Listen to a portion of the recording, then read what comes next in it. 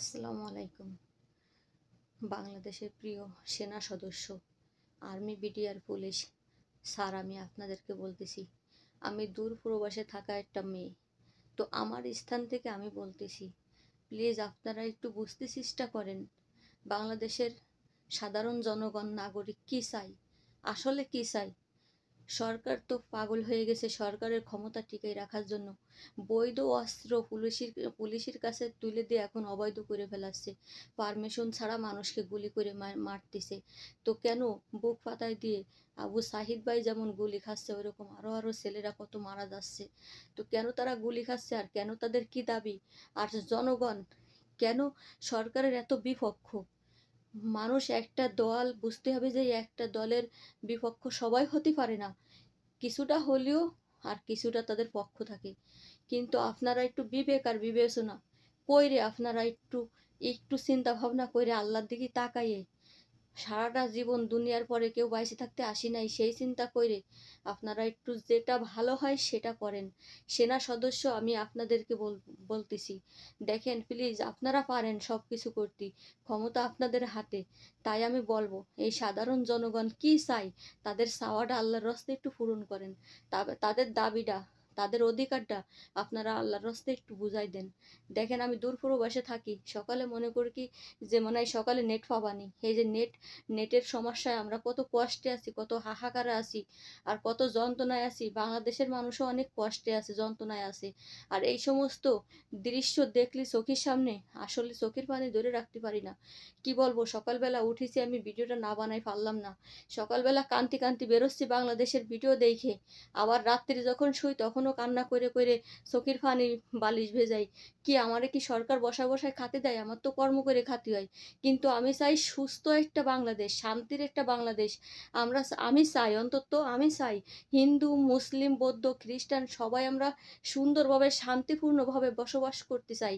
আমরা আর চাই না এরকম মানুষ মরুক, আর মানুষের ফ্যামিলি পরিবারের এরকম চোখের পানি ঝরুক, আর এভাবে অধিকারের জন্য মানুষ বঞ্চিত হয়ে থাকুক। প্লিজ সেনা সদস্য, আপনারা যদি আমার ভিডিওটা দেখেন, আপনাদেরকে আমি বলতেছি, আপনারা পারেন সব কিছু করতে। দেখেন, অবৈধভাবে মানুষ কতক্ষণ অবৈধভাবে মিথ্যা দিয়ে চলতে পারে, মিথ্যা দিয়ে অবৈধভাবে কিছুদিন শক্তি খাটাই চলা যায়, কিন্তু সারা জীবন চলা যায় না। তাই আমি বলবো আমার স্থান থেকে, যে এভাবে দেশ চলতে পারে না, এভাবে মানুষ চলতে পারে না। এভাবে এভাবে যুদ্ধ করে, গ্যাঞ্জাম করে, একবার হয়তো দেশটাকে স্বাধীন করার জন্য অন্য দেশের সাথে যুদ্ধ করেছিল, কিন্তু বাংলাদেশের নাগরিক আমরা সবাই আপন। বাংলাদেশের মুসলিম মুসলিম আমরা সবাই আপন। সব বর্তমান সরকার আমাদের আপন। আজকে দেখেন, আমরা আপন আপন মানুষ সবাই হয়ে, একই দেশের মানুষ হয়ে আমরা মানুষকে কিভাবে হত্যা করতেছি, কিভাবে হয়রানি করতেছি। জিনিসপত্র যে দাম, সেই দামের জিনিস এখন এই যে লকডাউন, বারে বারে লকডাউন দিচ্ছে, বাংলাদেশে যে টাকা পাঠাতে পারতেছি না। আমার মা বোন কি খাচ্ছে, কি করতেছে। আমি একটা জমি কিনেছি, আমার জমি নিয়ে মামলা চলতেছে, সেই মামলার কি দেখি কি অবস্থা, সব কিছু লকডাউনে করে রাখছে। দেখেন, সব কিছু নিয়ে টেনশন, প্রবাসী মাটিতে থেকে দুঃখে দুঃখে যন্ত্রণায় মরে যাচ্ছি। প্লিজ, আমি বাংলাদেশের সকল সেনাবাহিনীদের আমি সালাম জানাই, শ্রদ্ধা করি, সম্মান করি।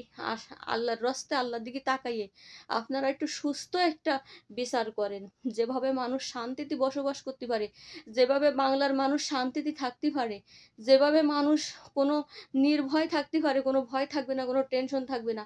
এমনি জিনিসই অনেক দাম, মানুষের কাজ নাই বাংলাদেশে যত মানুষ।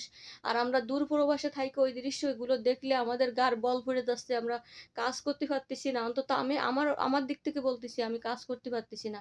তাই সকল সেনা সদস্য, সকল সরকারি কর্মকর্তাদের আমার আমার এই ভিডিও, আল্লাহর রাস্তে আপনার আল্লাহর দিকে তাকাই সঠিক বিচারটা করেন।